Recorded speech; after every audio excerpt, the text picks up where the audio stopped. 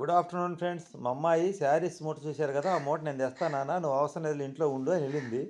పోయిన తర్వాత నా వల్ల కాదు నాన్న, ఓ పెద్ద మూట ఉంది నువ్వు వచ్చి మోసుకొని పో అంది. ఈ మూట జనరల్‌గా మనకి ఇంటికి తీసుకురావాలంటే రూ. 150 కాంచి 200 దాకా తీసుకుంటారండి మిద్ది మీదకి కాబట్టి.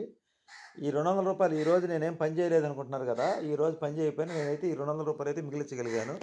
చూశారు కదా! మూటలైతే చాలా బాగా మోస్తాను నేను. దీన్ని బట్టి మీకు అర్థమైద్ది నేను కష్టం చేసేవాడినా కాదా అనేది. ఇది 20 కేజీల పైనే ఉంటది మూట. నేను అవలీలగా ఎత్తుకొనొస్తాను. ఇది కష్టపడే స్వభావం ఉంది నా దగ్గర. కానీ ఏమైందంటే అవకాశాలు రావట్లేదు. ఈరోజు పని లేకపోయినా మా అమ్మాయి చీరల మూట మోసి ఈరోజైతే డబ్బులైతే నేను రూ. 200 మిగిలిచ్చా. ఇదండి.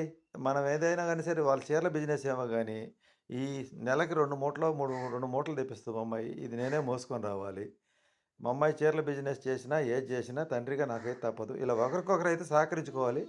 టెక్నికల్ అంతా ఆమె చూసుకుంటది. ఏదైనా యూట్యూబ్‌కి ఏదైనా సమస్యొచ్చినా, మంచైనా, చెడ్డైనా ఇలాంటి మొద్దు పనులు, కష్టమైన పనులు నేను చేసుకోవాలి. ఇలా కుటుంబం అంతా కలిసి ఉంటే ఐకమత్యంగా, ఆనందంగా, సంతోషంగా ఉండొచ్చు.